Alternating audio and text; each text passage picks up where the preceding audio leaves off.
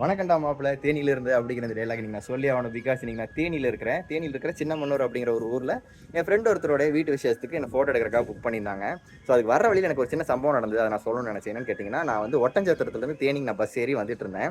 அதுக்கே ஒரு 20 நிமிஷம் வெயிட் பண்ணி அப்புறம் தான் ஒரு பழைய கவர்மெண்ட் வண்டி தான் வந்தது. சரின்னு ஏறிட்டேன். வர்ற வழியில் வந்து பார்த்தீங்கன்னா, எப்போ நிறுத்துற மாதிரி ஒரு பேக்கரியில் நிறுத்தி வண்டி 10 நிமிஷம் நிறுத்தும், சாப்பிட்றவங்க சாப்பிடுங்க அப்படின்னு சொல்லிட்டு போயிட்டாங்க.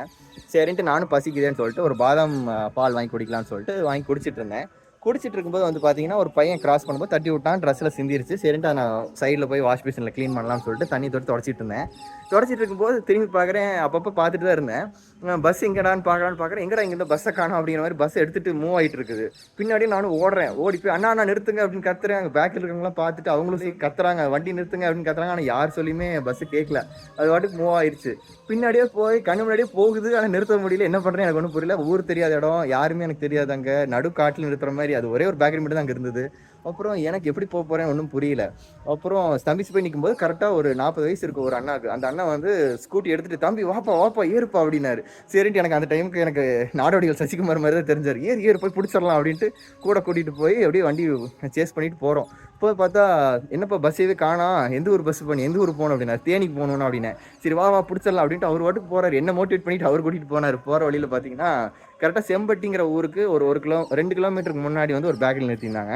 அப்புறம் அந்த செம்பட்டி டிராஃபிக்கில் வந்து பஸ்ஸு ஸ்லோவாக போயிட்டு இருந்தது. அப்புறம் பார்த்துட்டோம். அப்புறம் நான் பஸ் அப்படியே கரெக்டாக ஒரு கிட்ட போய் நிறுத்தினாரு. நான் பஸ்ஸில் அப்படியே ரன்னிங்லேயே ஏறிட்டேன். அப்புறம் உள்ளே ஏற அந்த ஃபுட்போர்டு அடிச்சுக்கிட்டே நானும் யார் அந்த நல்ல மனுஷன் அப்படின்னு ஏன்னா நான் பின்னாடி உட்காந்து போனாங்க. ஒரு முகமும் பார்க்க முடியல, ஒரு பேரும் கேட்க முடியல, எதுவுமே எனக்கு தெரியல. அப்புறம் நான் பஸ் ஏறிட்டு நான் யாருன்னு பார்க்கலான்னு பார்க்குறேன். வெளிச்சத்தில் எனக்கு அவர் முகமும் கரெக்டாக தெரியல.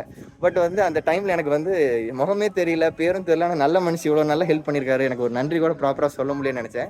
இந்த வீடியோ ஒரு பாப்பரா என்னன்னு தெரியல. பட் அந்த மனுஷனுக்கு எனக்கு ரொம்ப மனமார்ந்த நன்றிகளையும் இந்த மாதிரி உதவிகள் செய்யக்கூடிய நல்ல மனிதர்கள் நம்ம கூட இருக்கிறாங்கிற ஒரு பாசிட்டிவிட்டி எல்லாருக்கும் சொல்லணும்னு நினச்சேன்.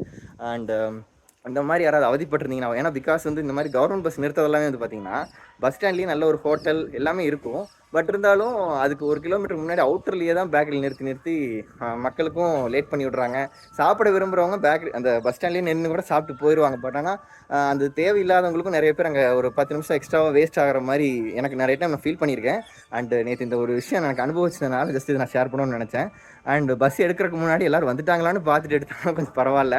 ஸோ ஓகே, என்னோட மிஸ்டேக் இருக்குது. ஏன்னா நான் தனியாக வந்ததுனால எனக்கு யார்ட்டையும் நான் சொல்லிட்டும் வரல. நான் வர்றதுக்கு முன்னாடி பஸ் எடுத்துடாமல் தடுத்துருங்கண்ணா அப்படின்னு சொல்லியிருக்கலாம். ஸோ இது யாராவது நெக்ஸ்ட் டைம் போகிறவங்க மைண்டில் வச்சுக்கோங்க. அண்ட் இந்த மாதிரி நல்ல மனிதர்கள் நம்மளோட இருக்கிறது வந்து ஒரு சின்ன ஒரு பாசிட்டிவ் ஹோப் கொடுத்தது. சரி, உங்களுக்கும் ஷேர் பண்ணலான்னு நினச்சேன். இதே மாதிரி எல்லோரும் நல்லதே செய்வோம், நல்லா இருப்போம், நம்பிக்கையோடு இருங்க. எல்லாருக்கும் நல்ல ஒரு இனிய காலை வணக்கத்தோடு இந்த வீடியோ முடிச்சுக்கிறேன்.